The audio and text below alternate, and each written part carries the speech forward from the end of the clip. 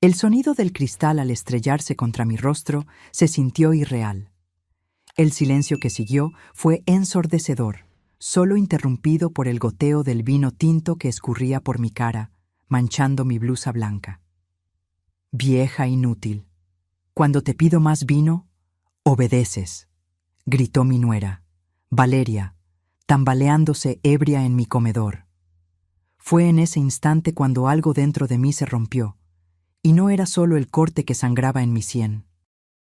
Como fiscala retirada, sabía exactamente cómo usar la ley para mostrarle quién era la que realmente mandaba en esa casa. La pregunta era, ¿tendría el valor de hacerlo contra la esposa de mi único hijo? Pero antes de continuar, asegúrate de ya estar suscrito al canal y escribe en los comentarios, ¿desde dónde nos estás viendo? Nos encanta saber hasta dónde están llegando nuestras historias. Siempre me consideraron una mujer fuerte. 30 años trabajando en el Ministerio Público me enseñaron a mantener la compostura incluso en las situaciones más tensas. Enfrenté a criminales violentos, a corruptos de cuello blanco y hasta a psicópatas calculadores. Ninguno de ellos logró intimidarme. Pero por alguna razón, mi nuera, Valeria, se había convertido en mi punto débil. Todo comenzó hace 7 meses, cuando Miguel, mi hijo, llamó pidiendo ayuda. «Mamá, perdimos el departamento. El dueño subió la renta y no pudimos pagarla. ¿Podríamos quedarnos contigo unas semanas hasta que encontremos otro lugar?» Como cualquier madre lo haría, abrí las puertas de mi casa. Después de todo, era una residencia espaciosa para una viuda que vivía sola, y la compañía me encantaría. Las primeras semanas, todo fue bien. Miguel trabajaba como arquitecto en un estudio prometedor. Valeria decía ser gerente en una empresa de marketing digital. Salían temprano y volvían por la noche, dejando mi rutina prácticamente inalterada. Los fines de semana, cenábamos juntos y hablábamos de trivialidades. Miguel siempre fue el mediador perfecto entre nosotras dos, suavizando cualquier fricción con su buen humor.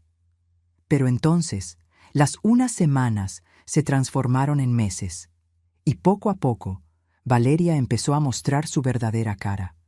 Primero fueron las pequeñas señales, la forma en que rodaba los ojos cuando yo sugería algo, los comentarios sarcásticos sobre mi casa de abuelita con sus muebles antiguos, el tono condescendiente al hablarme, como si fuera una anciana senil, y no una mujer de 62 años en pleno dominio de sus facultades mentales.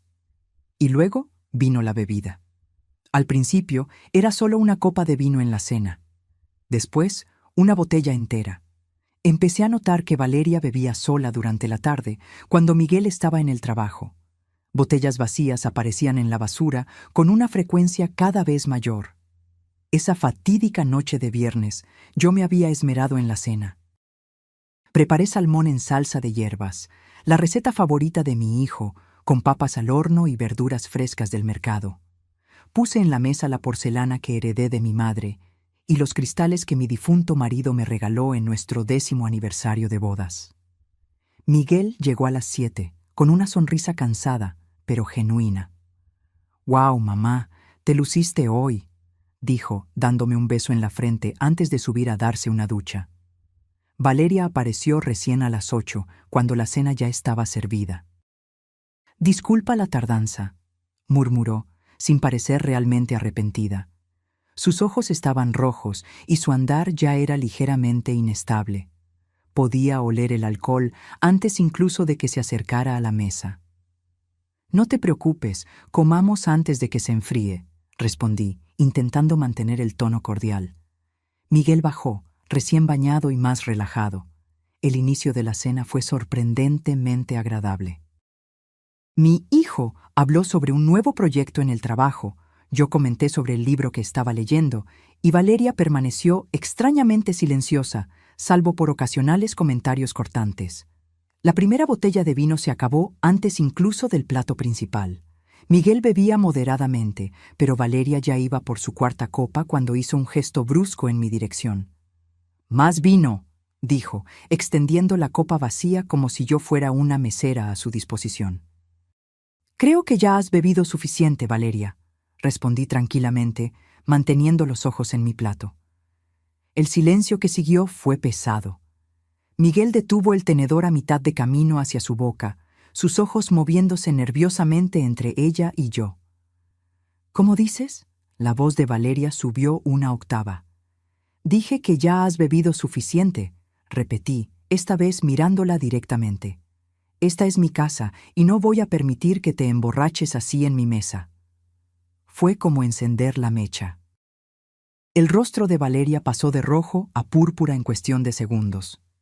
«Tu casa», se rió, un sonido seco y cortante. «Solo porque tengamos que vivir en este museo viejo contigo, no significa que puedas tratarnos como niños». «Valeria, por favor», intervino Miguel, poniendo la mano sobre su brazo. Ella se deshizo de su toque con un manotazo. «No, Miguel, ya estoy harta de esto. Tu mamá nos mira como si fuéramos intrusos, como si no fuéramos dignos de pisar su precioso piso de madera». Se giró hacia mí, con los ojos entrecerrados de furia y alcohol. ¿Sabes cuál es tu problema? No puedes aceptar que ya no eres la poderosa fiscala Elena Solís. Ahora solo eres una vieja jubilada y solitaria que necesita controlarlo todo y a todos a su alrededor para sentirse importante. Mantuve la calma, como aprendí a hacerlo durante décadas de tensos juicios. Si así es como te sientes, tal vez sea hora de que encuentren otro lugar para vivir. «¡Mamá!», exclamó Miguel, horrorizado. Valeria sonrió, el tipo de sonrisa que no llega a los ojos. Los sirvientes no deberían hablarle así a sus superiores. Extendió la copa de nuevo. Ahora, más vino. No, era todo lo que necesitaba decir. En un movimiento demasiado rápido para que yo pudiera reaccionar, Valeria arrojó la copa directamente a mi rostro. El cristal impactó mi sien derecha y se hizo añicos.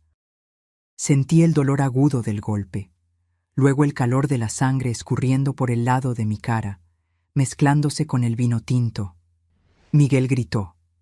Valeria se quedó inmóvil, respirando pesadamente, casi sorprendida por su propia acción, pero sin mostrar remordimiento. Me llevé la mano a la sien y miré mis dedos, ahora manchados de rojo. El silencio en la sala era ensordecedor. 30 años enviando criminales a prisión y ahora estaba sangrando en mi propia mesa de comedor. «Miguel», dije con una calma que no sentía, «lleva a tu esposa a su habitación ahora». Miguel corrió a jalar a Valeria, que aún parecía aturdida por lo que había hecho. Escuché sus pasos subiendo las escaleras, la puerta del cuarto cerrándose de golpe. Fui al baño y examiné el corte en el espejo. No era profundo, pero sangraría bastante, como suele ocurrir con las heridas en la cabeza. Mientras limpiaba la herida con agua fría, mis pensamientos se organizaban metódicamente, como en los tiempos en que preparaba un caso para el tribunal. Tomé mi celular y saqué fotos del corte, de la mancha de sangre en mi blusa blanca, de los fragmentos de vidrio esparcidos por el suelo del comedor. Recogí cada pedazo y lo metí en una bolsa de plástico. Pruebas. 30 años en el sistema judicial me enseñaron que las pruebas lo son todo. Esa noche no pude dormir. Sentada en mi oficina con una bolsa de hielo en la sien, empecé a delinear mi plan. No por venganza. La venganza es emocional, impulsiva. Lo que yo necesitaba era justicia. Necesitaba proteger a mi hijo y mi casa. A las 6 de la mañana, con la herida ya formando un hematoma azul amoratado, tomé el teléfono. «Comandancia de policía, ¿en qué le puedo servir? Quiero denunciar un caso de agresión». El policía llegó a las 8 de la mañana. Cuando el sol empezó a filtrarse por las cortinas, Valeria y Miguel aún dormían, exhaustos tras la explosión de la noche anterior. Abrí la puerta y el oficial, un hombre de mediana edad con canas en las sienes, se presentó. «Buen día, señora. Soy el sargento Reyes. Recibí una llamada sobre una agresión».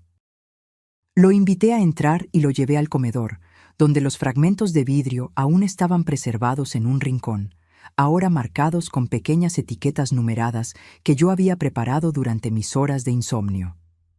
«Aquí fue donde ocurrió», expliqué, hablando bajo para no despertar a los dos de arriba. Mi nuera me arrojó este vaso a la cara cuando me negué a servirle más vino. Ya había bebido demasiado. Le mostré las fotos en mi celular, el corte en la sien, la sangre en la blusa. El policía anotó todo con una expresión profesional e imparcial. ¿El agresor aún está en la residencia? Sí, durmiendo en el piso de arriba con mi hijo. ¿Desea interponer una denuncia formal? Dudé solo por un segundo, pensando en Miguel.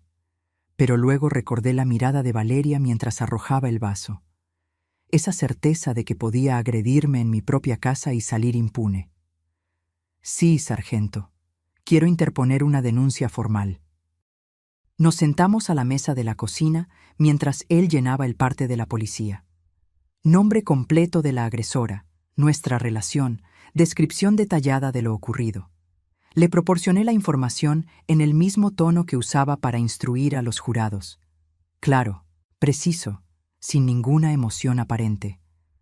Estábamos terminando cuando escuché pasos en la escalera. Miguel apareció en la puerta de la cocina, con los ojos hinchados de sueño, y la confusión se transformó en horror al ver al policía. «¡Mamá! ¿Qué está pasando?». Antes de que yo pudiera responder, Valeria apareció detrás de él, también confundida, pero su rostro rápidamente se transformó en rabia al ver mi sien lastimada y al policía sentado en la mesa. «¿Qué diablos es esto?», preguntó, con la voz aún ronca de sueño. El policía se levantó. «Señora Valeria Solís, estoy aquí para investigar una denuncia de agresión que ocurrió en esta residencia anoche». Miguel me miró incrédulo. «¿Llamaste a la policía contra Valeria?». «Ella me agredió, Miguel. Me arrojó un vaso a la cara y me cortó». Mantuve la voz firme, sin remordimiento. «Fue un accidente. Estaba borracha», protestó Miguel, desesperado. «Estar ebria no es una defensa válida para una agresión física, señor», comentó el policía, en tono profesional, pero firme. Valeria dio un paso al frente, con los puños cerrados. «No puedes estar hablando en serio. Esto es ridículo. Fue una discusión familiar». «Una discusión familiar que resultó en lesiones físicas», respondí tranquilamente. «Y en mi propia casa». El policía se dirigió a Valeria. «Señora, necesito pedirle que me acompañe a la comandancia para rendir declaración». «¿Qué?», gritó ella. «¿Me va a arrestar por un vaso roto?». «En este momento, solo le pido que rinda declaración. Dependiendo de los hechos confirmados, puede ser acusada de agresión». Miguel estaba llorando ahora, alternando súplicas entre ella y yo. «Por favor, mamá, no hagas esto. Podemos resolver esto en familia». Miré a mi hijo, sintiendo una punzada de dolor que no tenía nada que ver con el corte en mi sien. «Miguel, ya intentamos resolver esto en familia durante meses. Anoche, Valeria cruzó la línea». El policía pidió que Valeria se vistiera apropiadamente para acompañarlo. Ella subió las escaleras dando pisotones, con Miguel justo detrás, implorando que se calmara. Me quedé sola con el policía por unos minutos. Él me miró con una expresión que yo reconocía bien. El tipo de mirada que los policías veteranos lanzan al intentar entender la dinámica familiar detrás de un incidente. «Señora, ¿está segura de que quiere seguir con esto? A veces, los problemas familiares pueden ser...». «Sargento», interrumpí educadamente. «Trabajé 30 años como fiscala. Sé exactamente lo que estoy haciendo y cuáles serán las consecuencias legales». Él pareció sorprendido. Luego asintió con un nuevo respeto en su mirada. Valeria bajó las escaleras, ahora vestida con jeans y camiseta, el cabello atado en una coleta desaliñada. Miguel la siguió, aún llorando bajito. «Esto no va a terminar aquí», dijo Valeria al pasar a mi lado. «Te vas a arrepentir de haber hecho esto». El policía la advirtió de no hacer amenazas, lo que solo aumentó su furia. Mientras él la escoltaba afuera, Miguel se giró hacia mí con los ojos rojos. «¿Cómo pudiste hacer esto? Ella es mi esposa». «Y yo soy tu madre», respondí simplemente. «Y esta es mi casa». La puerta principal se cerró y el silencio volvió a reinar. Miguel me miró fijamente por unos segundos como si no me reconociera, antes de subir corriendo las escaleras. Escuché la puerta del cuarto cerrarse de golpe. Me senté en el sillón de la sala, súbitamente exhausta. El hematoma latía, pero el dolor físico era casi un alivio comparado con el dolor de ver el rostro de Miguel. Aún así, no me arrepentí. Años lidiando con la justicia me enseñaron que ésta no siempre parece justa en el momento en que se aplica. 2 horas después, Miguel bajó con una mochila. Su rostro estaba determinado, pero sus ojos aún estaban hinchados. Voy a buscar a Valeria a la comandancia. Nos quedaremos en casa de Isabel hasta que decidamos qué hacer. Isabel era una amiga de ellos que vivía en un departamento minúsculo en el centro de la ciudad. No era una solución permanente, y ambos lo sabíamos. Miguel, empecé, intentando mantener la voz suave, no tienes que irte, esta es tu casa también. Él se rió, un sonido amargo. Esta casa dejó de ser mía en el momento en que decidiste llamar a la policía por mi esposa. Ella me agredió, Miguel, en mi propia mesa de comedor. Estaba borracha y perdió la paciencia. La gente comete errores y necesita responder por ellos, respondí, la voz más firme, principalmente cuando esos errores involucran violencia física. Miguel negó con la cabeza. Siempre ha sido así. La fiscala inflexible, la ley por encima de todo, incluso de tu propio hijo. Aquello dolió más que el corte en la sien, pero no dejé que se notara. Es porque te amo que estoy haciendo esto, Miguel. Valeria es abusiva y tú estás atrapado en esa relación. No te atrevas a analizar mi matrimonio. Siempre odiaste a Valeria. Siempre creíste que yo merecía algo mejor. Y lo mereces, dije tranquilamente. Mereces a alguien que te respete y que respete a tu familia. Miguel tomó las llaves del coche de la mesa de centro. Voy a buscar a mi esposa. Luego volvemos por el resto de las cosas. Cuando la puerta se cerró detrás de él, solté un suspiro largo y cansado. La casa estaba silenciosa de nuevo. Pero no era el silencio tranquilo que yo tanto valoraba. Era un silencio pesado, cargado de consecuencias. Pasé el resto del día en un estado de sopor, alternando entre la duda y la certeza. ¿Había hecho lo correcto? ¿Había perdido a mi hijo para siempre? Las preguntas giraban en mi mente mientras intentaba leer, comer, distraerme. Por la noche sonó el teléfono. Era Miguel. Estamos en casa de Isabel. Valeria fue liberada con una citación para comparecer a una audiencia la semana que viene. Su voz era fría, distante. Pasaremos mañana a recoger nuestras cosas. Miguel, no tienes por qué. Ya tomé mi decisión, mamá. Elijo quedarme al lado de mi esposa. Después de que colgó, me senté a mi mesa y abrí una nueva carpeta en la computadora. Le puse el nombre de Caso Valeria. Dentro, creé documentos para registrar cada etapa del proceso, cada decisión tomada, cada prueba recolectada. Durante 3 décadas, construí casos contra criminales de todo tipo. Ahora, estaba construyendo un caso para salvar a mi hijo de un matrimonio tóxico, aunque, por un momento, él me odiara por eso. A la mañana siguiente, mientras esperaba a que Miguel y Valeria llegaran a recoger sus cosas, llamé a una vieja amiga. Xochitl y yo trabajamos juntas por años, ella como investigadora privada y yo como fiscala.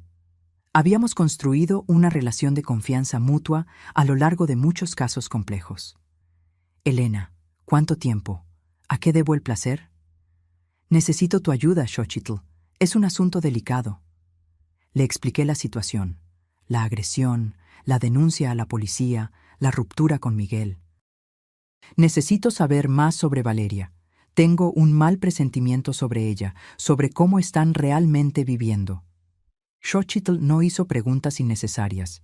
Envíame sus datos, voy a investigar discretamente. 1 hora después, estacioné mi coche a 2 cuadras de la casa y esperé. No quería estar presente cuando vinieran a buscar sus pertenencias. Una confrontación directa solo empeoraría las cosas. Desde mi punto de observación, vi llegar el coche de Miguel. Él y Valeria entraron en la casa usando la llave que él todavía tenía. Observé por casi 2 horas, ocasionalmente viendo a uno de ellos a través de la ventana, cargando cajas, moviéndose rápidamente. Cuando finalmente salieron, el coche estaba visiblemente cargado. Miguel miró la casa una última vez antes de entrar en el vehículo. Incluso a la distancia, pude ver que lloraba. Valeria, por otro lado, parecía irritada, gesticulando mientras decía algo que yo no podía escuchar. Esperé 20 minutos más antes de volver a casa. La ausencia de ellos era casi física. Espacios vacíos donde antes había objetos, silencios donde antes había conversaciones. El cuarto de huéspedes que ocupaban estaba parcialmente vacío. Dejaron los muebles, obviamente, pero todos los artículos personales habían desaparecido. En el armario, noté que faltaba uno de mis broches de oro, una pieza que perteneció a mi madre. Miguel sabía cuánto la valoraba. ¿Había sido un descuido o un pequeño acto de venganza? Preferí creer en la primera opción.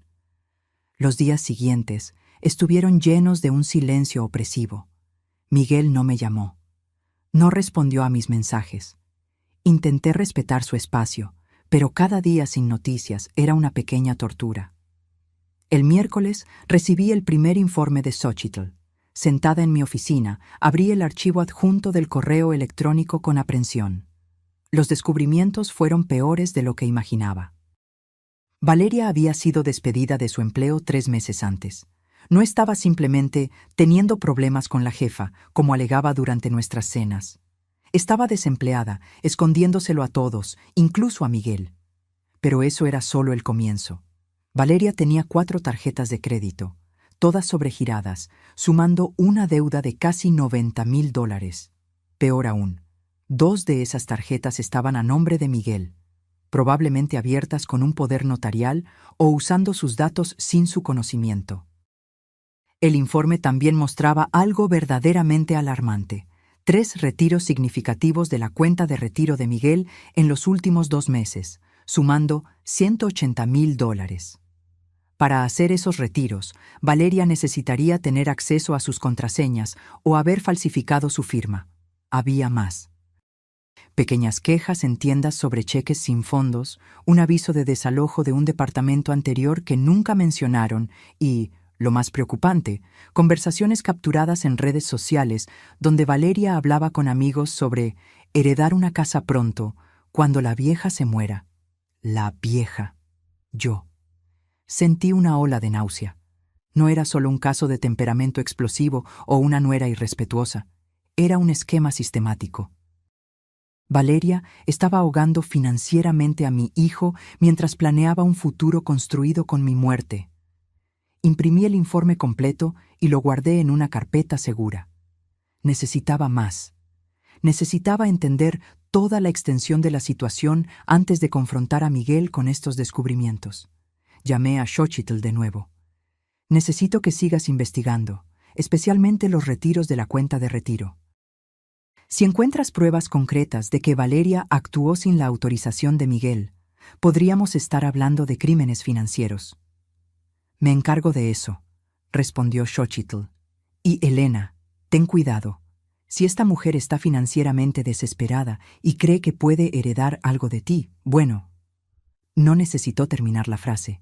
30 años en el sistema criminal me enseñaron que el dinero es uno de los motivadores más poderosos para actos desesperados. Esa noche, cambié las cerraduras de la casa, una precaución necesaria. La semana siguiente, ocurrió la audiencia preliminar sobre la agresión. Asistí al tribunal donde trabajé por décadas, esta vez como víctima. Era extraño sentarme del otro lado, ver a excolegas saludándome con expresiones de preocupación, escuchar susurros en los pasillos. Valeria llegó con su abogado, un joven con un traje mal ajustado que parecía recién salido de la Facultad de Derecho. Miguel no estaba con ella, lo que me sorprendió. Yo esperaba que mi hijo estuviera allí para apoyar a su esposa. La jueza era Marta Chávez, una mujer competente que conocí superficialmente durante mis últimos años antes de la jubilación. Ella me reconoció inmediatamente, asintiendo discretamente en mi dirección. El procedimiento fue breve y directo. El fiscal presentó las acusaciones de lesiones leves. El abogado de Valeria argumentó que se trató de un incidente aislado, causado por estrés y consumo de alcohol, sin intención de causar daño. Señora jueza, dijo, mi clienta no tiene antecedentes criminales y está profundamente arrepentida por lo ocurrido. Solicitamos que se considere una medida alternativa a la prisión, como servicio comunitario. Cuando llegó mi turno de hablar, me levanté con la postura que mantuve por décadas en esos mismos recintos. Señora jueza, no busco venganza ni un castigo severo. Busco justicia y, principalmente, protección. La agresión ocurrió en mi propia casa, en mi propia mesa, por alguien a quien albergué por bondad. Solicito respetuosamente que, además de cualquier medida punitiva que el tribunal considere apropiada, se emita una orden de restricción impidiendo a la acusada acercarse a mi residencia. Vi el rostro de Valeria palidecer. Una orden de restricción significaría que no podría regresar a mi casa, la casa donde ella y Miguel vivían, la casa que aparentemente esperaba heredar. La jueza reflexionó por unos instantes antes de anunciar su decisión. Considerando la naturaleza del incidente y la relación entre las partes, determino que la acusada cumpla 180 horas de servicio comunitario y participe obligatoriamente en un programa de manejo de la ira. Además, emito una orden de restricción temporal prohibiendo a la acusada acercarse a menos de 100 metros de la residencia y de la persona de la víctima por un periodo de 90 días, tras lo cual la situación será reevaluada. El abogado de Valeria intentó protestar, argumentando que la orden de restricción era excesiva dado el contexto familiar, pero la jueza fue firme. La violencia doméstica no es menos grave por ocurrir entre miembros de la familia, señor. Por el contrario. Al salir del tribunal, noté a Miguel sentado en el pasillo. Nuestras miradas se encontraron brevemente antes de que él la desviara, levantándose rápidamente para encontrarse con Valeria. Yo quería acercarme, explicarle por qué estaba haciendo todo aquello, decirle que había descubierto cosas preocupantes, pero el momento no era el adecuado. Miguel no estaba listo para escuchar. Volví a casa y añadí la transcripción de la audiencia y una copia de la orden de restricción a mi carpeta Caso Valeria. El archivo estaba engrosándose, tanto literal como metafóricamente. 2 días después recibí una llamada inesperada. Era Miguel. Mamá. Su voz sonaba exhausta, casi irreconocible. Necesitamos hablar. Acordamos vernos en una cafetería neutral, lejos de mi casa y del departamento de la amiga donde se estaban quedando. Llegué 15 minutos antes, escogiendo una mesa en la esquina, donde podríamos tener algo de privacidad. Miguel llegó puntualmente. Estaba más delgado, con ojeras profundas que no podía ocultar. Vestía una camiseta de cuello alto, a pesar del calor del día, algo que inmediatamente encendió mis alarmas internas. ¿Estás bien?, pregunté tan pronto como se sentó. Estoy lidiando con la situación, respondió, evitando mi mirada mientras tomaba el menú. Pedimos café, negro para mí, con leche para él, como siempre. Cuando la mesera se fue, nos quedamos en un silencio incómodo, ninguno de los dos sabiendo exactamente cómo empezar. La orden de restricción complicó todo, dijo finalmente. Llevamos casi 2 semanas en casa de Isabel. El sofá me está destrozando la espalda y la paciencia de ella se está agotando. Puedes rentar un lugar, sugerí, manteniendo la voz neutra, sin acusaciones. Miguel soltó una risa amarga. ¿Con qué dinero? Mi sueldo apenas cubre nuestras cuentas básicas y Valeria... dudó, mirando sus propias manos. Él todavía creía que ella estaba buscando empleo. Tomé un sorbo de café, pensando en cómo proceder. Confrontarlo directamente con todo lo que había descubierto podría hacer que se cerrara por completo. Miguel, si estás con dificultades financieras, yo puedo ayudarte. Solo a ti. ¿Qué significa eso? Él finalmente me miró directamente. ¿Solo a mí? Significa que me preocupo por ti y quiero asegurarme de que estés bien, pero tengo condiciones para esa ayuda. ¿Qué condiciones? Su voz se tensó. Quiero que revises tus cuentas bancarias, todas ellas, tus ahorros, tu fondo de retiro, tus estados de cuenta de tarjeta de crédito. Miguel frunció el ceño. ¿Por qué? Porque tengo motivos para creer que desconoces tu verdadera situación financiera. ¿De qué estás hablando? Miguel puso la taza en la mesa con demasiada fuerza, derramando un poco de café. Si esto es algún intento de ponerme en contra de Valeria, no es un intento, interrumpí con suavidad. Es una petición basada en hechos que descubrí. Miguel, ¿cuándo fue la última vez que revisaste tu fondo de retiro? Su expresión cambió sutilmente. Un destello de duda cruzó su rostro. No sé. Hace unos meses, tal vez. Lo configuré para depósitos automáticos. ¿Y los retiros? ¿Autorizaste algún retiro recientemente? Se quedó completamente inmóvil. ¿Qué retiros? Abrí mi bolsa y saqué una hoja de papel, un estado de cuenta de su fondo de retiro que Xóchitl había obtenido. Lo puse sobre la mesa y lo giré hacia él. El documento mostraba claramente 3 grandes retiros en los últimos 2 meses. Miguel tomó el papel con las manos temblorosas, su rostro perdiendo el color mientras leía. Esto no es posible. Yo nunca autoricé esto. Hay más, dije gentilmente, sacando otros documentos de mi bolsa. Estados de cuenta de tarjeta de crédito a su nombre con compras que él claramente no había hecho, incluyendo joyas caras y transferencias a cuentas que no reconocíamos. Miguel miró los papeles, su respiración acelerándose. ¿Cómo conseguiste todo esto? Contraté a una investigadora privada. Después de que Valeria me agredió, me di cuenta de que algo andaba muy mal. ¿Investigaste a mi esposa? Su voz subió una octava, indignada. Investigué para protegerte, respondí firmemente. Y parece que tenía razón en preocuparme. Miguel, Valeria fue despedida hace 3 meses. Tienes 4 tarjetas de crédito sobregiradas, 2 de ellas a tu nombre. Sacó $180,000 de tu fondo de retiro sin tu autorización. Eso es un crimen. Miguel cerró los ojos y respiró hondo varias veces.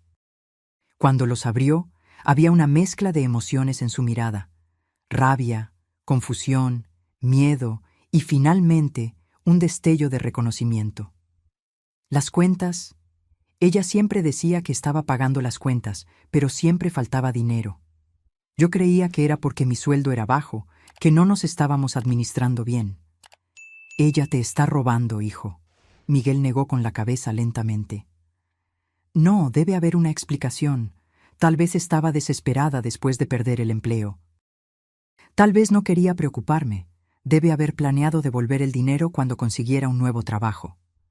Miguel, dije con toda la gentileza que pude reunir, hay una cosa más que necesitas ver. Le entregué el último documento, capturas de pantalla de las conversaciones de Valeria con amigos, donde ella hablaba sobre heredar una casa pronto, cuando la viejita se muera, y sobre aguantar a la vieja por unos meses más hasta que resolvamos nuestra situación financiera. Miguel leyó los mensajes 1, 2, 3 veces, como si no pudiera comprender las palabras frente a él. Entonces, vi algo en su rostro romperse. Una lágrima rodó por su mejilla, seguida por otra y otra más. Ella siempre decía que tú no nos aceptabas porque eras muy tradicional. Por eso nos tratabas con tanta frialdad. Miguel, a mí nunca me importó a quién elegiste amar. Me importa la forma en que esa persona te trata. Él se secó las lágrimas con una servilleta. Cuando nos mudamos a tu casa, dijo que sería temporal, solo hasta que juntáramos dinero para nuestra propia casa. Pero siempre pasaba algo, una cuenta inesperada, una emergencia. Decía que estábamos ahorrando, pero yo nunca vi el dinero crecer. Sostuve su mano por encima de la mesa. ¿Y la camiseta? Hace demasiado calor para usar cuello alto. Miguel palideció e instintivamente subió el cuello. No es nada. ¿Es ella? ¿También fue violenta contigo? Sus ojos se llenaron de lágrimas de nuevo. Lentamente bajó el cuello, revelando marcas de dedos en su cuello, moretones amarillentos que parecían estar desapareciendo. Fue después de la audiencia, susurró. Estaba furiosa por la orden de restricción. Dijo que yo debía haber testificado a su favor, que yo te elegí a ti en lugar de a ella. Miguel miró hacia abajo. Tengo tanto miedo, mamá. La rabia que sentí en ese momento fue diferente de la fría indignación que sentí cuando Valeria me arrojó el vaso. Era una furia primaria y protectora, pero no podía dejar que me controlara. Miguel necesitaba claridad, no más caos emocional. Quiero que vengas a casa conmigo hoy, dije con firmeza. Por el momento, Valeria no puede acercarse a la casa debido a la orden de restricción. Estarás seguro allí. En cuanto a tus cosas, enviaremos a alguien a buscarlas más tarde. Lo importante es sacarte de esa situación de inmediato. Se va a volver loca cuando descubra que me fui. Es exactamente por eso que tienes que irte, Miguel. Este es un patrón clásico de abuso. Miguel permaneció en silencio por un largo momento, mirando los documentos esparcidos frente a nosotros, prueba irrefutable de la traición financiera y emocional de Valeria. Finalmente, asintió levemente. De acuerdo. Vámonos a casa. De camino de vuelta, Miguel permaneció en silencio, mirando por la ventana. Solo cuando estacioné en el garaje volvió a hablar. ¿Cómo permití que esto pasara? ¿Cómo no me di cuenta? El abuso rara vez comienza siendo obvio, respondí, apagando el motor. Comienza con pequeñas mentiras, pequeños controles que aumentan gradualmente. Cuando te das cuenta, ya estás atrapado en una telaraña. Entramos en la casa que siempre fue de él también, la casa donde creció. Miguel se detuvo en medio de la sala, mirando a su alrededor como si estuviera viendo el lugar por primera vez. Voy a prepararte tu habitación, dije, subiendo las escaleras. El cuarto de Miguel estaba como siempre. Lo conservé cuando se fue a la universidad y lo guardé cuando él y Valeria se mudaron al cuarto de huéspedes. Era un refugio del pasado, un lugar donde él podía sentirse seguro de nuevo. Cambié las sábanas, abrí las ventanas para que entrara aire fresco y puse una jarra con agua en la mesa de noche. Pequeños gestos para decirle que era bienvenido, que aquel era su hogar. Cuando bajé, encontré a Miguel sentado a la mesa de la cocina, mirando su celular. Levantó la vista cuando entré. Ha llamado 14 veces.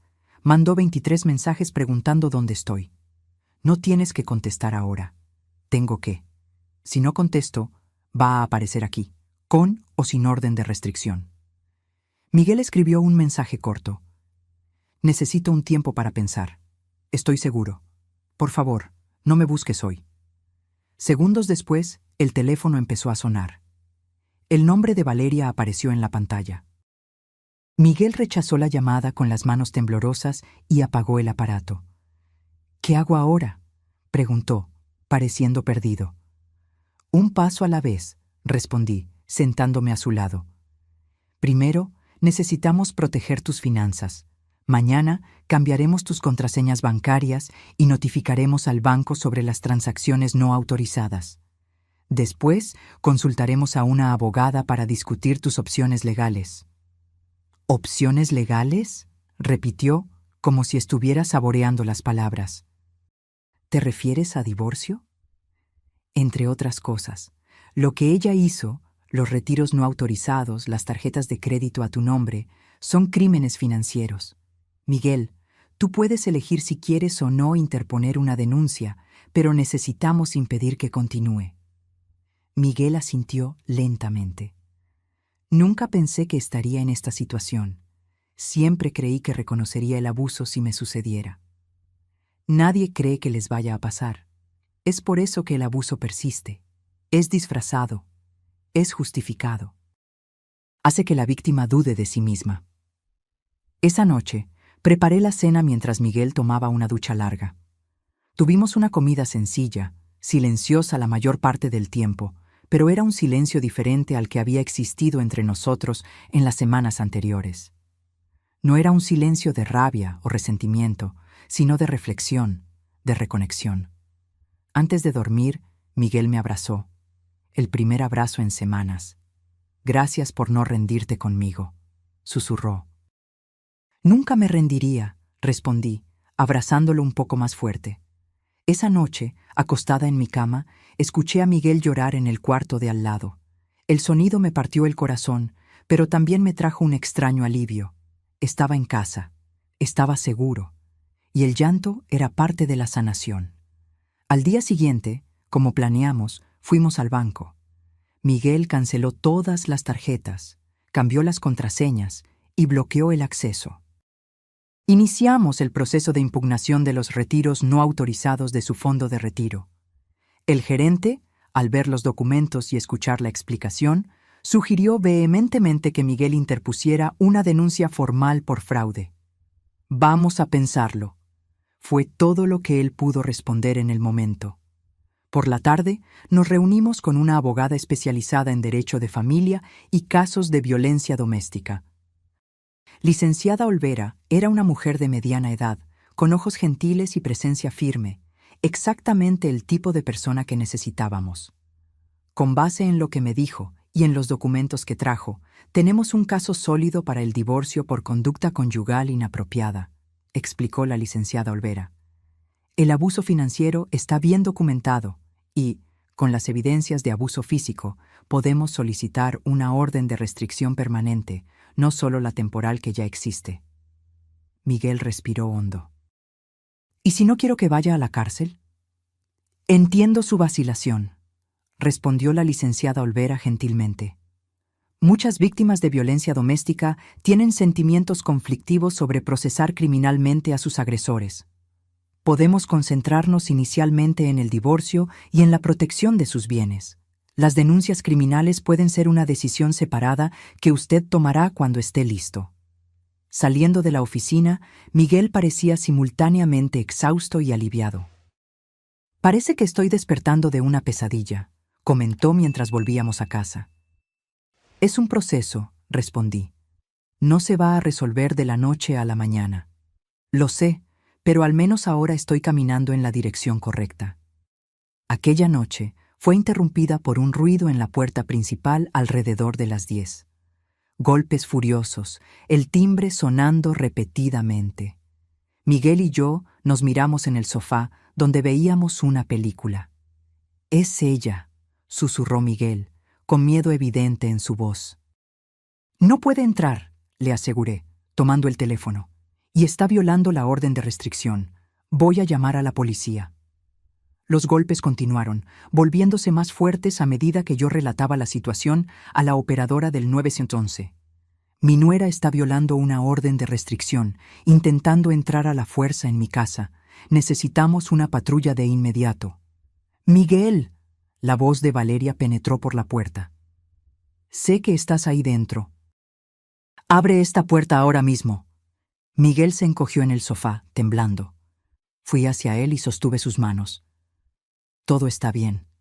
No puede entrar. La policía está en camino». Valeria continuó gritando, amenazando y suplicando alternadamente. El ruido atrajo la atención de los vecinos. Vi luces encendiéndose en las casas cercanas, rostros apareciendo en las ventanas. Cuando la patrulla llegó, 7 minutos después, Valeria aún estaba en el pórtico, pateando la puerta. La policía la consideró en flagrante violación de la orden de restricción. Observamos por la ventana mientras la arrestaban. Continuó mirando la casa, gritando el nombre de Miguel, incluso mientras la subían a la patrulla. «¿Qué va a pasar con ella ahora?», preguntó Miguel con la voz casi inaudible. «Será arrestada por violación de la orden de restricción», respondí. «Eso tiene graves consecuencias». Esa noche, Miguel durmió en mi habitación, como hacía cuando era pequeño y tenía pesadillas. Pero esta vez, la pesadilla estaba afuera, siendo llevada. A la mañana siguiente, recibí una llamada del delegado responsable por el caso de violación de la orden de restricción. Valeria quedaría detenida hasta la audiencia de control programada para el día siguiente. Debido al historial reciente de violencia y a la clara demostración de inestabilidad, es probable que el juez imponga condiciones rigurosas para la libertad provisional, explicó. Eso puede incluir tobillera electrónica y supervisión constante. Agradecí la información y colgué, sintiendo una mezcla de alivio y preocupación. Miguel aún dormía. Los acontecimientos de la noche anterior lo habían agotado completamente. Preparé el desayuno y dejé una nota explicando dónde podría encontrarme. Yo tenía una reunión agendada con Xochitl para discutir los nuevos descubrimientos. Nos encontramos en su pequeña oficina en el centro de la ciudad. Xochitl pareció preocupada al saludarme. «Elena, descubrimos más cosas sobre Valeria, cosas que necesitas ver». Abrió una carpeta y esparció documentos sobre la mesa. Había registros policiales de 2 ciudades diferentes, ambos involucrando a Valeria en casos de violencia doméstica y fraude financiero. «Ya hizo esto antes», explicó Xochitl. «En Guadalajara hace 5 años y en Monterrey hace 3. En ambos casos se involucró con personas financieramente estables, se mudó a sus casas, empezó a manipular sus finanzas y, eventualmente, se volvió violenta». Sentí un escalofrío. ¿Y qué pasó en esos casos? En el primero, la víctima retiró las denuncias después de que Valeria prometió cambiar. En el segundo, hubo un acuerdo extrajudicial. La víctima pagó una suma considerable para sacar a Valeria de su vida. «Es una depredadora en serie», murmuré, mirando los documentos. «Y Miguel era solo la víctima más reciente». «Exactamente. Y hay algo más». Xochitl dudó, como si estuviera eligiendo las palabras con cuidado. «Encontramos evidencias de que Valeria investigó recientemente sobre seguro de vida y herencia, específicamente cómo asegurar derechos de herencia a través del matrimonio». Un escalofrío recorrió mi espalda. Las implicaciones eran claras y aterradoras. «¿Crees que ella...?» No pude terminar la frase. «No puedo afirmar con certeza que estuviera planeando algo específico», respondió Xochitl. «Pero el patrón es preocupante. Agotó los recursos financieros de Miguel. Sabía que tú tenías una casa valiosa y otros bienes. Las búsquedas de herencia, combinadas con los comentarios sobre la viejita que moriría pronto, pintan un cuadro perturbador». Salí de la oficina de Xochitl con la carpeta de documentos pesada en mis manos y una preocupación aún mayor en el pecho. Lo que comenzó como un caso de agresión a la mesa de comedor se transformó en algo mucho más siniestro. Cuando llegué a casa, Miguel estaba en la cocina preparando el almuerzo. Había una nueva energía en él, aún frágil, pero determinada. «¿Dónde estabas?», preguntó, poniendo agua a hervir. «Reuniéndome con la investigadora», respondí, poniendo la carpeta sobre la mesa. «Miguel, necesitamos hablar». Él miró la carpeta, luego a mí y apagó la estufa. «¿Más malas noticias?». «Información importante. Por favor, siéntate». Le mostré los documentos, explicando cuidadosamente los patrones de comportamiento de Valeria en relaciones anteriores. Miguel escuchó en silencio, su rostro pasando por una serie de emociones: shock, dolor, rabia y, finalmente, resolución. «Entonces, yo no era especial», dijo finalmente. «Yo era simplemente conveniente. Eras un blanco», corregí suavemente. «Pero eso no disminuye quién eres». Depredadoras como Valeria son hábiles en identificar personas buenas y confiables y manipularlas. Miguel se pasó la mano por el rostro y respiró hondo. «¿Qué hacemos ahora?». «Necesitamos hablar con la abogada y la policía. Estos nuevos documentos fortalecen tanto el proceso de divorcio como el posible proceso criminal. Y la audiencia de control de ella es mañana». «¿Vas a ir?». «Sí». «No necesito comparecer, ¿verdad?». Hizo una pausa. Luego continuó con una nueva determinación en su voz. «Pero quiero. Necesito mirarla a los ojos, saber la verdad». La determinación en la voz de Miguel me sorprendió. En pocos días, pasó de una víctima confusa a un sobreviviente decidido. Esa tarde, Miguel y yo elaboramos un plan detallado. Primero, él interpuso una demanda de divorcio contencioso alegando abuso financiero y físico, acompañada de todos los documentos que habíamos reunido. Enseguida, presentamos denuncias formales por los crímenes financieros, uso no autorizado de la cuenta de retiro y apertura fraudulenta de tarjetas de crédito. La abogada, licenciada Olvera, nos acompañó en todo el proceso, garantizando que todos los documentos estuvieran impecables. Queremos crear un caso tan sólido que no haya margen para que se escape, explicó. La combinación de los procesos civil y criminal creará una presión inmensa. A la mañana siguiente nos preparamos para la audiencia de control. Miguel eligió ropa sobria, pantalón de vestir negro y camisa blanca, el tipo de ropa que usaría en una entrevista de trabajo importante. Yo opté por uno de los trajes que solía usar cuando aún era fiscala, un sutil recordatorio al tribunal de quién era yo.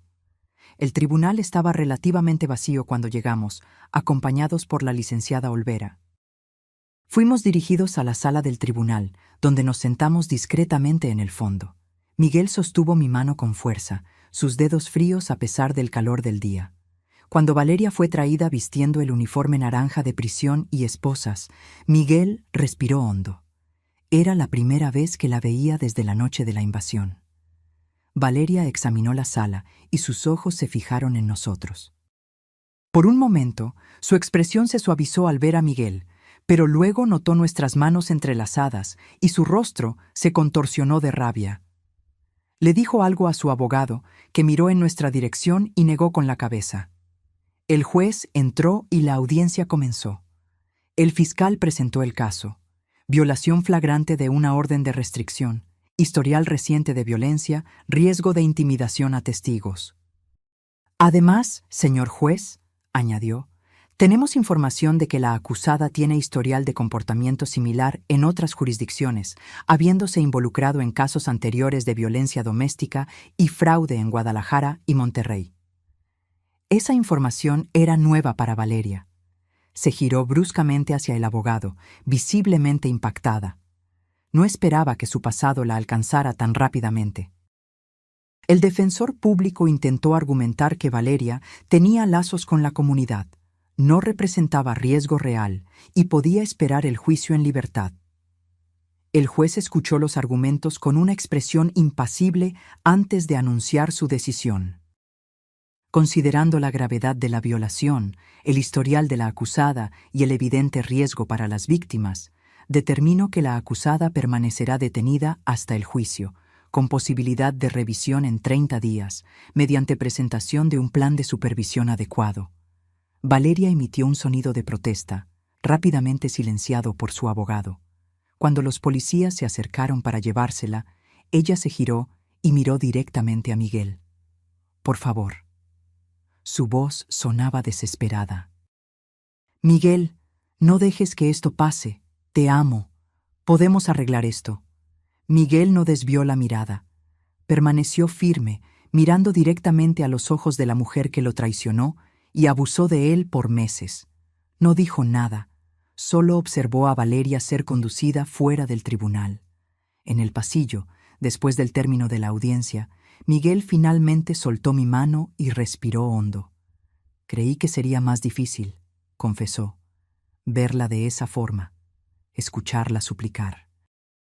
Pero solo podía pensar en todo lo que descubrimos, las otras personas, las mentiras, las búsquedas de herencia.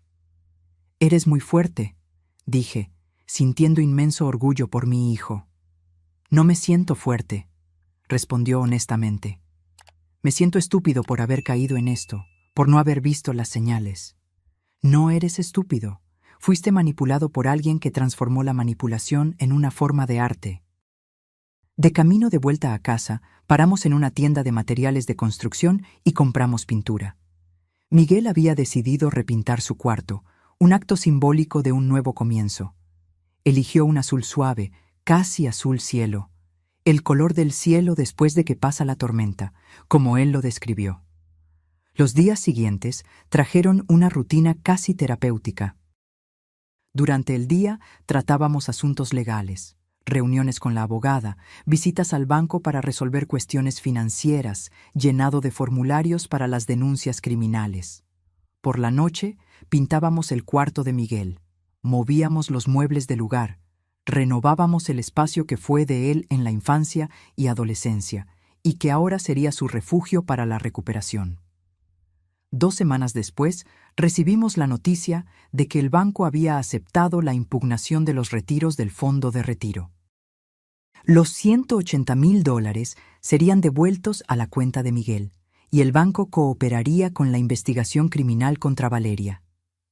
«Es un comienzo», comentó Miguel cuando recibimos la noticia.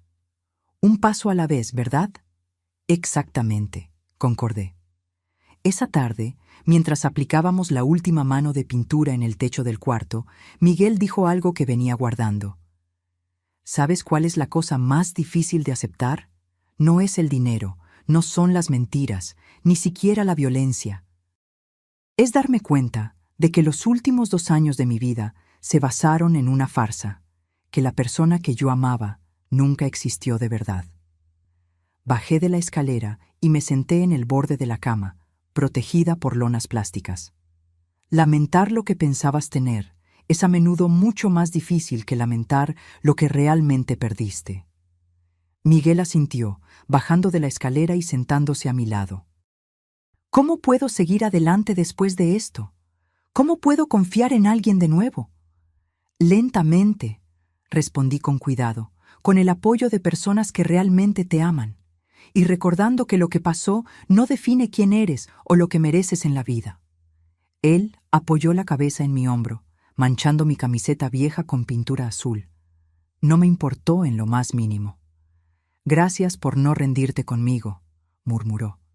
«Incluso cuando estaba enojado contigo, incluso cuando elegí el lado equivocado». «Es lo que hacen las madres», respondí simplemente. «Esperamos el momento en que nuestros hijos estén listos para escuchar. Entonces, estamos allí para ayudarlos a reconstruir». 1 mes pasó. La vida volvió a la normalidad, o a una nueva normalidad. Miguel había regresado a su trabajo en el estudio de arquitectura, ahora a tiempo completo. Yo había retomado mis rutinas de jubilada, lectura por la mañana, jardinería por la tarde, cenas ocasionales con amigos. El proceso criminal contra Valeria progresó lentamente, como es típico en el sistema judicial. Ella permaneció detenida, habiendo tenido una segunda solicitud de libertad provisional negada cuando nuevas evidencias de sus actividades anteriores salieron a la luz. Miguel empezó a ir a terapia 2 veces por semana, buscando entender qué lo había vuelto vulnerable al abuso y cómo construir relaciones más saludables en el futuro. Algunas noches yo lo escuchaba llorar en el cuarto, pero los episodios se estaban volviendo menos frecuentes, menos intensos. Una tarde de sábado, mientras preparábamos el almuerzo juntos, una actividad que se había convertido en un ritual reconfortante, sonó el teléfono. Era la licenciada Olvera, la abogada. «Tengo novedades», dijo. «El abogado de Valeria se comunicó conmigo proponiendo un acuerdo judicial». Miguel puso el teléfono en altavoz para que yo también pudiera escuchar. «¿Qué tipo de acuerdo?» «Ella se declara culpable de los crímenes financieros y de la violación de la orden de restricción a cambio de una pena reducida. 2 años de prisión seguidos de 3 años de libertad condicional supervisada. También acepta el divorcio sin objeción, renunciando a cualquier derecho a tus bienes o a la futura herencia de tu madre». Miguel me miró, sus ojos buscando orientación. «¿Qué opinas?» «La decisión es tuya, Miguel, pero 2 años de prisión más 3 de libertad condicional es una pena significativa. Y lo más importante, ella estaría admitiendo legalmente lo que hizo». «Si no aceptamos», Miguel le preguntó a la licenciada Olvera, «¿qué pasa?» «Iremos a juicio. Con las pruebas que tenemos, creo que podemos conseguir una condena más dura, tal vez 4 o 5 años de prisión. Pero los juicios son impredecibles, y tú tendrías que testificar, reviviendo todo públicamente».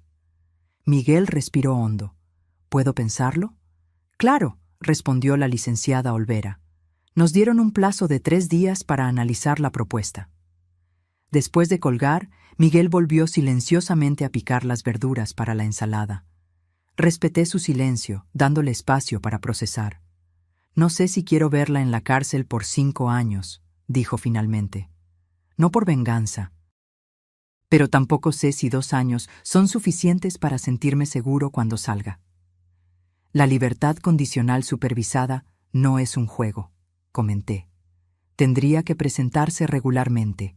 No podría acercarse a ti. Tendría que participar en programas de rehabilitación. Cualquier violación la mandaría de vuelta a la cárcel. Miguel asintió, absorbiendo la información, y el divorcio sería más rápido si ella no lo impugnara. Mucho más rápido y menos desgastante emocionalmente para ti. Continuó cortando tomates en silencio por unos minutos más. Voy a pensar en ello. Quiero tomar la decisión correcta por los motivos correctos. 2 días después, Miguel pidió acompañarme a la oficina de la licenciada Olvera. Había tomado su decisión. Quiero aceptar el acuerdo judicial, anunció tan pronto como nos sentamos. No porque sea más fácil, sino porque es suficiente. 2 años de prisión, 3 en libertad condicional, un divorcio sin problemas y el reconocimiento legal de su culpa. Es justicia sin ser venganza. La licenciada Olvera sonrió. Creo que es una decisión sabia, Miguel. Voy a comunicarlo a la fiscalía y a su abogado de inmediato. El proceso fue sorprendentemente rápido después de eso. Una semana después, asistimos al tribunal para la audiencia en que Valeria aceptaría formalmente el acuerdo judicial. Era la primera vez que Miguel la veía desde la audiencia de control, un mes antes. Valeria parecía haber envejecido años en solo unas semanas. El uniforme de prisión le quedaba holgado en su cuerpo más delgado. Su cabello, antes perfectamente teñido, ahora exhibía raíces oscuras. Cuando nos vio entrando en el tribunal, sus ojos se fijaron en Miguel con una intensidad perturbadora. El juez revisó los términos del acuerdo en detalle antes de dirigirse a la acusada. Señora Santos, usted entiende que, al declararse culpable, está admitiendo haber cometido los crímenes de fraude financiera, agresión y violación de orden judicial? Sí, señor juez, respondió Valeria, con la voz más áspera de lo que recordaba. ¿Y lo está haciendo voluntariamente, consciente de las consecuencias? Sí. Muy bien. Este tribunal acepta su declaración de culpabilidad y la condena a 2 años de prisión, seguidos de 3 años de libertad condicional supervisada. Los términos específicos de la libertad condicional incluyen la prohibición absoluta de contacto con las víctimas, participación obligatoria en programas de manejo de la ira y tratamiento para dependencia de alcohol, además de restitución financiera conforme a lo estipulado en el acuerdo civil. El juez golpeó el martillo, finalizando la sentencia. Cuando los policías se acercaron para llevársela, Valeria se giró hacia nosotros una última vez. «Miguel», gritó, ignorando las advertencias del guardia. «Lo siento mucho por todo». Miguel no respondió. Solo la miró fijamente por unos segundos antes de desviar la mirada. Era el desenlace que él necesitaba. No un perdón, no una reconciliación, solo el reconocimiento silencioso de que aquel capítulo estaba llegando a su fin. En el pasillo, después del término de la audiencia, Miguel finalmente soltó mi mano y respiró hondo. Creí que sería más difícil, confesó. Verla de esa forma, escucharla disculparse, pero solo podía pensar en todo lo que descubrimos, las otras personas, las mentiras, las búsquedas de herencia. Fuiste muy fuerte, dije, sintiendo inmenso orgullo por mi hijo. No me siento fuerte, respondió honestamente. Me siento ingenuo por haber caído en esto, por no haber visto las señales. No eres ingenuo. Fuiste manipulado por alguien que transformó la manipulación en una forma de arte. De camino de vuelta a casa, paramos en una florería. Miguel decidió comprar algunas plantas para el jardín, otro acto simbólico de renovación. Eligió girasoles, siempre orientados hacia la luz, como él mismo observó. Los meses siguientes trajeron una rutina de reconstrucción. Miguel continuó su terapia y empezó a participar en un grupo de apoyo para sobrevivientes de violencia doméstica. Al principio, era el único hombre en el grupo, algo que lo dejó dudoso. Pero pronto encontró su lugar, su voz, su fuerza para compartir su historia. Poco a poco, el Miguel que yo conocía, creativo, gentil, lleno de sueños, empezó a reaparecer. Volvió a dibujar en su tiempo libre, algo que había abandonado durante la relación con Valeria. Volvió a asistir a exposiciones de arte y a reunirse con los amigos que había alejado. 4 meses después de la sentencia de Valeria, recibí una llamada inesperada de la oficina de la licenciada Olvera. Señora Solís, tenemos una información importante. Valeria aceptó proporcionar testimonios contra otros cómplices en esquemas de fraude similares, a cambio de una pequeña reducción en la pena. ¿Cómplices? ¿No actuó sola? Aparentemente no. Las investigaciones revelaron que Valeria formaba parte de una red mayor de individuos que apuntaban a personas financieramente estables para manipulación y fraude. Compartían técnicas, documentos falsificados e incluso posibles blancos. Un escalofrío recorrió mi espalda. Miguel no había sido solo víctima de una depredadora aislada, sino de una operación organizada. ¿Esto cambia algo para Miguel? No en términos legales. El divorcio está finalizado, la orden de restricción permanece en vigor y la restitución financiera está garantizada. Pero creí que a ustedes les gustaría saber que la información de Valeria está ayudando a desmantelar esta red y evitar que otras personas pasen por lo mismo. Después de colgar, me senté por un largo tiempo contemplando lo que aquello significaba. Había un extraño consuelo en saber que Miguel no había sido simplemente engañado por su ingenuidad, sino que había caído en una trampa meticulosamente planeada por profesionales del engaño. Decidí no contárselo en ese momento. Él estaba finalmente encontrando paz, reconstruyendo su vida paso a paso. Esa información podía esperar hasta que estuviera más fortalecido. 6 meses después del incidente con el vaso de vino, participé en una conferencia sobre violencia doméstica en la universidad local. Por invitación de la Fiscalía, compartí mi experiencia como fiscala y como madre de un sobreviviente de abuso. Hablé sobre las señales que ignoramos, sobre cómo el abuso puede ocurrir en cualquier familia, independientemente de la educación o el estatus social. Muchas veces, pensamos en la violencia doméstica como algo que les sucede a otros, concluí mi discurso. Algo distante de nuestra realidad, algo que podríamos reconocer y evitar fácilmente. La verdad es que puede estar sentada a nuestra mesa de comedor, disfrazada de amor, camuflada de preocupación, oculta bajo capas de manipulación.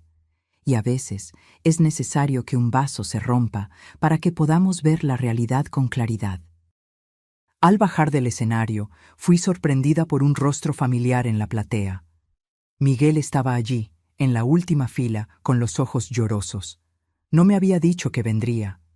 «Estuviste increíble», dijo cuando nos encontramos en el pasillo. «No sabía que vendrías». Necesitaba verte hablando de eso. Necesitaba escuchar tu perspectiva. Hizo una pausa, poniendo las manos en los bolsillos, un gesto que siempre hacía cuando estaba nervioso. «Quería contarte algo. Decidí estudiar psicología. Quiero trabajar con víctimas de abuso, especialmente hombres, que a menudo tienen dificultad en pedir ayuda o incluso reconocer el abuso». Mi corazón se llenó de orgullo. «Miguel, eso es maravilloso. Fuiste tú quien me inspiró, la forma en que luchaste por mí, incluso cuando yo no quería ser salvado». Él sonrió, una sonrisa genuina que no veía hacía mucho tiempo. «Creo que estoy siguiendo tus pasos, de alguna forma. Tú siempre luchaste por la justicia en el tribunal. Ahora, yo quiero luchar por la sanación fuera de él». Esa noche, cenamos juntos en un restaurante pequeño, celebrando esa nueva dirección en la vida de Miguel. Mientras saboreábamos el postre, él me hizo una pregunta que yo sabía que vendría eventualmente. «Mamá, ¿tienes noticias de Valeria?» Dudé, decidiendo que era hora de compartir lo que sabía.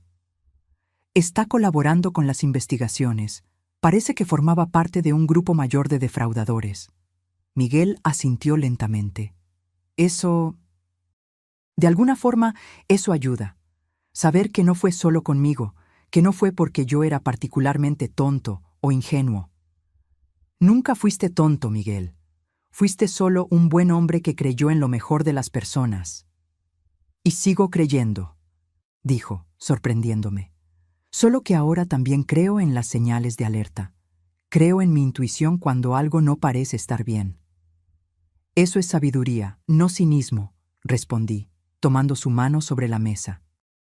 ¿Sabes lo que me ayudó más que nada en todo este proceso?, preguntó, mirándome a los ojos. Fue verte esa noche, con sangre escurriendo por el rostro, aún así manteniendo la calma y la dignidad. Fue darme cuenta de que incluso herida, no perdiste tu fuerza. Eso me mostró que yo también podía sobrevivir, que yo también podía sanar. Sentí lágrimas en mis ojos, emocionada con sus palabras. Los dos sobrevivimos y salimos más fuertes. Un año después del incidente con el vaso de vino, nuestra vida había encontrado un nuevo ritmo. Miguel estaba en el segundo semestre de psicología, apasionado por la carrera y decidido a hacer una diferencia en la vida de otros sobrevivientes de abuso. Yo me había convertido en una conferencista regular en eventos sobre violencia doméstica, usando mi experiencia como fiscala y como madre para educar y concientizar. Valeria cumplía su pena, y por lo que supimos a través de la licenciada Olvera, continuaba colaborando con las autoridades. Sus informaciones habían llevado a la detención de 7 personas más involucradas en el esquema de fraude y abuso. Pequeñas victorias en el gran sistema de justicia que yo conocía tan bien. Una mañana de domingo, mientras tomábamos café en la terraza, Miguel trajo un periódico y lo puso frente a mí. «Hay un artículo que deberías leer», dijo, señalando una nota en la sección de sociedad. El título decía: Grupo de apoyo para hombres víctimas de violencia doméstica gana sede propia. La foto mostraba a Miguel al lado de otros 3 hombres, todos sonrientes frente a una casa pequeña, pero acogedora. «No me contaste sobre esto», dije, mirándolo con sorpresa. Quería que fuera una sorpresa. Conseguimos el financiamiento de la alcaldía y de una fundación privada. Vamos a ofrecer apoyo psicológico, orientación legal y grupos de terapia, todo gratuito. «Miguel, eso es increíble». Mi voz desbordaba de orgullo. Todo comenzó con ese grupo de apoyo al que asistí. Me di cuenta de que había muchos hombres como yo, sufriendo en silencio porque la sociedad no reconoce fácilmente el abuso cuando la víctima es un hombre. Hizo una pausa, tomando un sorbo de café. ¿Sabes? Al inicio de la terapia, yo tenía mucha vergüenza. Me sentía menos hombre por haber sido abusado, por no haber controlado la situación. Fue un largo camino hasta entender que el abuso no tiene género, que cualquier persona puede ser víctima. Y ahora estás ayudando a otros a recorrer ese mismo camino. ¿Sí? ¿Y sabes qué más? Invité a Xochitl a dar conferencias sobre las señales de alerta financieras. Aceptó ofrecer consultorías gratuitas una vez al mes. A ella le encantará eso, respondí, pensando en cómo mi amiga investigadora se había convertido en una aliada importante en esta jornada. Y hay una cosa más, continuó Miguel, un poco dudoso. Me gustaría que fueras nuestra asesora legal voluntaria, una vez al mes, para orientar a las personas sobre sus derechos, sobre cómo navegar el sistema de justicia. Sentí un nudo en la garganta. Sería un honor. Esa tarde, visitamos la nueva sede del grupo. Era una casa antigua reformada, con salas acogedoras para terapia, una pequeña biblioteca y una cocina comunitaria. Miguel me presentó a los otros fundadores, todos sobrevivientes de abuso, todos determinados a transformar su dolor en propósito. Mientras caminábamos por los cuartos, deteniéndonos para admirar el trabajo de renovación, no pude dejar de pensar en la ironía de todo aquello. Hace un año, yo estaba con un corte en la sien, sangrando en mi propia mesa de comedor, temiendo haber perdido a mi hijo para siempre. Ahora estábamos más unidos que nunca, unidos no solo por la sangre, sino por la experiencia compartida de supervivencia y renacimiento. En la pequeña sala que sería mi oficina de consultoría, había una mesa simple con una placa que decía Dr. Elena Solís, asesora legal. Al lado, en la pared, un marco vacío. ¿Qué va aquí?, pregunté, señalando el marco. Aún no lo decido, respondió Miguel. Pensé en poner tu diploma, pero parece demasiado formal para el ambiente que queremos crear. Reflexioné por un momento antes de sugerir. ¿Qué tal esa foto nuestra en el lago, del verano pasado? El primer viaje que hicimos después de todo. El rostro de Miguel se iluminó. Perfecto. Muestra que hay vida y alegría después del trauma. De vuelta a casa, pasamos por una tienda de antigüedades. En la vitrina, un conjunto de copas de cristal llamó mi atención. Me detuve para mirarlas, sintiendo una mezcla de emociones. Podemos comprarlas, si quieres, dijo Miguel, notando mi interés. No estoy segura, respondí honestamente. ¿Sabes? Por mucho tiempo yo no podía ni mirar copas de vino sin sentir ansiedad, confesó él. Pero la semana pasada cené en casa de un colega y logré sostener una copa sin temblar. Pequeñas victorias, como dice mi terapeuta. Miré a mi hijo, maravillada con su jornada. Pequeñas victorias, repetí. Creo que sí, llevaremos el conjunto. Aquella noche hicimos algo que no hacíamos hacía mucho tiempo. Abrimos una botella de vino. No para olvidar, no para anestesiar, sino para celebrar. Para marcar un año de sanación, un año de reconstrucción, un año de descubrimientos sobre nosotros mismos y sobre lo que realmente importa. En las nuevas copas de cristal, el vino brillaba bajo la luz de la cena. Miguel levantó la suya en un brindis. Por la supervivencia, dijo él. Por la sanación, añadí. Y por la copa rota que nos liberó, concluyó con una leve sonrisa. Mientras el cristal tintineaba gentilmente, pensé en cómo un momento de violencia, por terrible que fuera, había desencadenado una serie de eventos que trajeron no solo justicia, sino también sanación y propósito. El vaso roto destrozó más que cristal aquella noche. Destruyó el poder que Valeria tenía sobre Miguel, las mentiras que construyeron su relación, y la ilusión de que el abuso solo les sucede a otras personas. En su lugar, construimos algo nuevo y más fuerte.